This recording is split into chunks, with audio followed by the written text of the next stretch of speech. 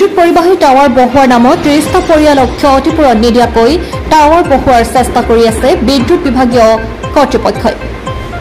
কোকৰাঝাৰ জিলাৰ ঢোলমাৰাত উচ্চ ক্ষমতা থকা বিদ্যুৎ পৰিবাহী টাৱাৰ বহোৱাৰ নামত ৩০টা পৰিয়ালক দিলে ৰামঠগন।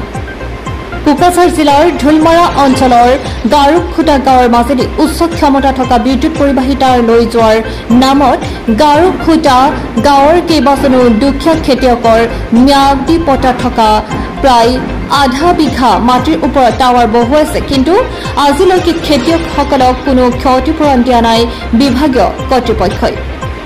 যাৰ ফলস্বৰূপে আজি গাৰুখুটা গাঁৱৰ ৰাইজে টাৱাৰ বহুৱা কোম্পানীৰ বিৰুদ্ধে তীব্ৰ প্ৰতিবাদ কৰা দেখা যায়। গাঁওখনৰ ৰাইজে অসমৰ মাননীয় মুখ্যমন্ত্ৰী আৰু কোকৰাঝাৰ জিলাৰ জিলা আয়ুক্ত মহাশয়ক বিষয়টো গভীৰভাৱে লৈ তেওঁলোকৰ ক্ষতিপূৰণখিনি দিবলৈ অনুৰোধ জনায়। দুখীয়া খেতিয়কসকলৰ এটাই দাবী, যিহেতু আমাৰ পটা মাটি, গতিকে আমাক ক্ষতিপূৰণ দিয়ক।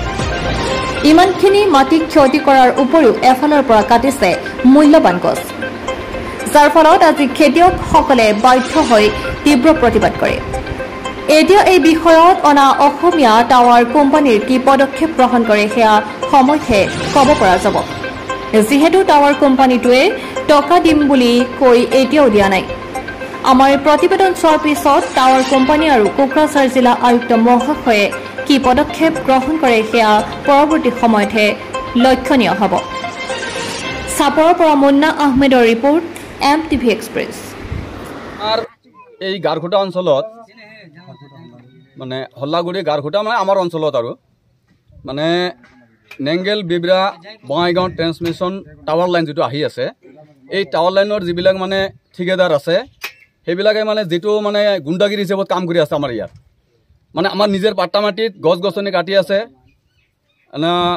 বহুত খেতি বাতি নষ্ট কৰি আছে, কিন্তু আমাৰ যিখিনি ন্যায্য প্ৰাপ্য দাবী, আমাৰ যিখিনি পাবলগীয়া বস্তু ধনৰাশি সিহঁতে আদায় নিদিয়া কৰি কাম কৰি আছে, জোৰপূৰ্বক কাম কৰি আছে। গছ গছনি বহুত কাটিছে, এইবিলাক ইয়াত আছে আমাৰ বহুত গছ গছনি আছে। কিমান দিন আগত কাটিছে গছ গছনিবিলাক? কাটা প্ৰায় 15 দিনে হৈ গ'ল।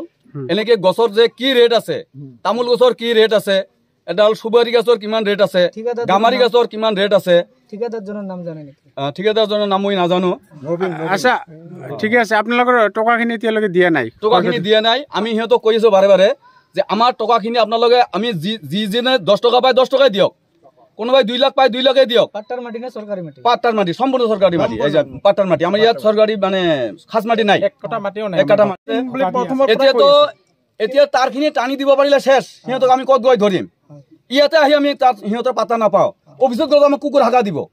গতিকে আমাৰ দাবীটো হ'ল, আমি এই আপোনালোকৰ মিডিয়া চেনেলৰ মাধ্যম দি আমি জনাব বিচাৰিছোঁ আমাৰ কোকৰাঝাৰ DC ছাৰক, DC মহোদয়ক, এইটো যাতে আমাৰ সোনকালে গ্ৰহণযোগ্য কৰি লয়।